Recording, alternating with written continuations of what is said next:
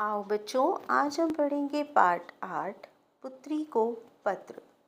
भारत के प्रथम प्रधानमंत्री पंडित जवाहरलाल नेहरू को लिखने पढ़ने का बहुत शौक था। वे अक्सर पुस्तकें पढ़ते रहते थे। स्वतंत्रता आंदोलन के दिनों जब वे जेल में थे, तब वहां से अपनी पुत्री इंदिरा को प्राय पत्र लिखा करते थे। उनके लिखे पत्र भारत तथा विश्व की महत्वपूर्ण जानकारियों से भरे रहते थे। उन्हीं पत्रों में से एक पत्र इस पाठ में दिया गया है। जानने की इच्छा, पिता पुत्री प्रेम, पुराने जमाने की व्यवस्था को समझना इस पाठ के जीवन मूल्य हैं। नैनी जेल। प्रिय इंदिरा, जब तुम मेरे साथ रहती हो तो अक्सर बहुत सी बातें पूछा करती हो, लेकिन अब तो मैं दूर हूँ। इसलिए मैंने निश्चय किया है कि मैं कभी भी तुम्हें इस दुनिया की और इसके छोटे बड़े देशों की गाथाएं लिखा करूँगा। पुराने ज़माने में शहरों और गांवों में लोग किस तरह से रहते थे, उनका कुछ हाल उनके बनाए हुए बड़े बड़े मकानों और इमारतों से पता चलता है। इसके अतिरिक्त कुछ बहुत पुरानी किताबें भी हैं जिनसे उस समय के बारे में ज्ञात होता है।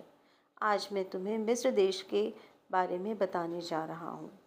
मिस्र में अब भी बड़ी बड़ी मीनारें और स्फिंक्स है। स्फिंक्स औरत के सिर वाली शेर की मूर्ति को कहते हैं। इसका डील डॉल बहुत बड़ा होता है। किसी को यह नहीं मालूम कि यह मूर्ति क्यों बनाई गई। उस औरत के चेहरे पर एक अजीबोगरीब मुस्कुराहट झलकती है और किसी की समझ में नहीं आता कि वह इस तरह क्यों मुस्कुरा रही है। मिस्र में बनी मीनारें बहुत लंबी चौड़ी हैं। वास्तव में वे मिस्र के पुराने बादशाहों, जिन्हें फिरऊन कहते हैं, के मकबरे हैं। तुम्हें याद होगा कि तुमने लंदन के अजायब घर में मिस्र की मम्मी देखी थी। मम्मी किसी आदमी या जानवर के मृत शरीर को कहते हैं, जिस पर कुछ ऐसे तेल और मसाले लगा दिए जाते हैं कि वह सड़ न पाए। बादशाहों के मरने के बाद मम्मी बना दिया जाता था और उन्हें बड़ी बड़ी मीनारों में रख दिया जाता था। उनके पास सोने और चांदी के गहने, सजावट की चीज़ें और खाने की वस्तुएं भी रख दी जाती थीं। लोगों का विचार था कि शायद मरने के बाद भी उन्हें खाने की आवश्यकता रहेगी। 2-3 साल हुए, कुछ लोगों ने इनमें से एक मीनार के अंदर एक बादशाह की मम्मी पाई, जिसका नाम तूतन खामन था। उसके पास बहुत सी खूबसूरत और कीमती चीज़ें रखी हुई मिली। उस जमाने में मिस्र में खेतों को सींचने के लिए अच्छी अच्छी नहरें और झीलें बनाई जाती थीं।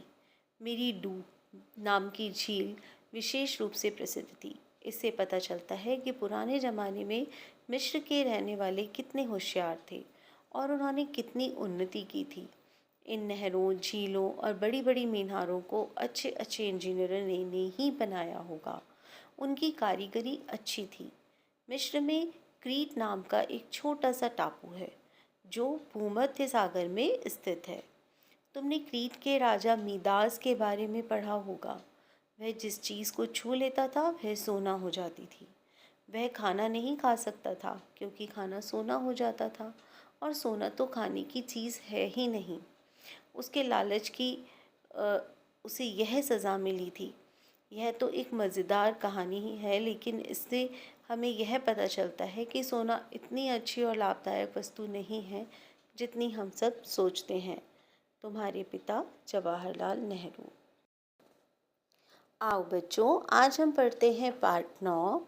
यह दिव्य रमेश द्वारा लिखी एक कविता है। खुशी लुटाते हैं त्योहार।